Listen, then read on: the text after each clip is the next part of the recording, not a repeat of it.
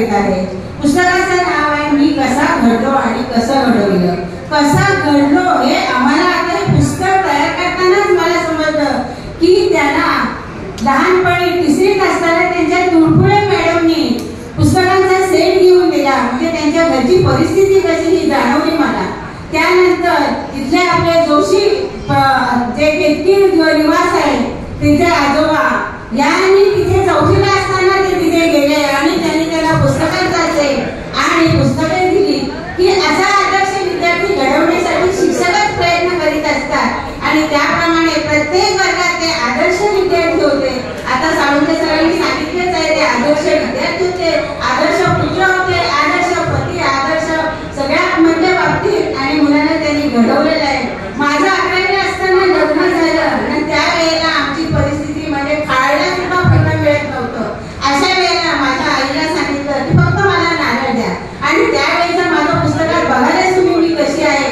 मला समजत नाही मला कसं त्यांनी पसंत केलं. पण म्हणतात ना जे ज्याला त्याची आवड आहे त्याला शिक्षणाची आवड असते आणि या इथली गावातली एक मुलगी ही 11वी होते असं त्यांना कळल्यानंतर माझ्या तिथल्या राऊतबाईंनी त्यांना सांगितलं की अशी अशी मुलगी आहे आणि राऊतबाईंच्यावर विश्वास ठेवून हे आमचं लग्न जुळलं.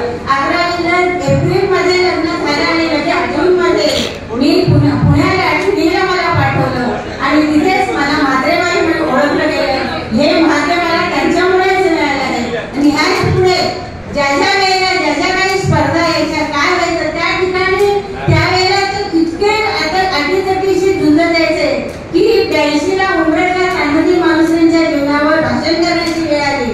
त्यांनी ते भाषण पहिला अर्धा तासाचं आम्ही दोघांनी तयार केलं. नंतर ते 10 मिनिटावर आलं. मग त्या ठिकाणी कॅसेटचा वापर करून जे भाषण 82ला उमरेला झालं त्या ठिकाणी माझा पहिला नंबर आला आणि त्यावेळेचे PNDA पाटील मला म्हणत होते की तुम्ही अलिबाग हायस्कूलवर येत होते पण त्यांनी सांगितलं माझी मुलगी आता 9वीला आहे तिचा हे झाल्यानंतर आम्ही येऊ.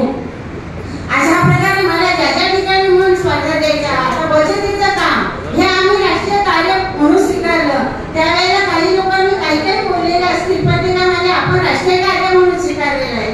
त्यामुळे मला ते साथ देऊन त्या ठिकाणी ज्या वेळेला आम्हाला बक्षीस समारंभ असायचा त्या वेळेला बचतीत झाली.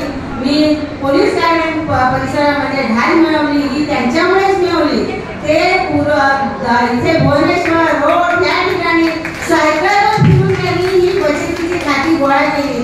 रोह्यामध्ये 5-5 रुपयांची खाती गोळा केली आणि ह्या बचतीच्या जोरावरच त्यांनी आपल्या 3 मुलांना सायन्सकडे पाठवलं आणि उच्च शिक्षित केलं. पूर्वी आमचं काही असं मोजं असं काही नाही पण त्यांनी जी की त्यांची बचतीची सवय आम्हाला कधी कळलंच नाही की मला ते म्हणायचे फक्त म्हणजे सही कर. मला ते शेवटपर्यंत कोणी विचारलं तुझा पगार किती मला सांगता येत नव्हतं. आताही जरी विचारलं तरी किती मला वेळपणे फोन करते कावड्या तुम्ही फोन करते मॅडम बघितलं का तुमचा पगार. नाही मुलगा बघतोय तो बघतोय. मला कधीच त्याच्याबद्दल माझे पगार किती येतोय माहिती किती कमवते असा कधीच मला अभ्यास झाला नाही. हा पूर्ण विश्वास आणि तो विश्वास त्यांनी सार्थकी लावलेला आहे. अशा प्रकारे बचतीच्या जोरावर त्यांनी 3 मुलांनाही शिकवलं मलाही घडवलं. आता इथे नातवंड मुलगी समजा त्यावेळेला 90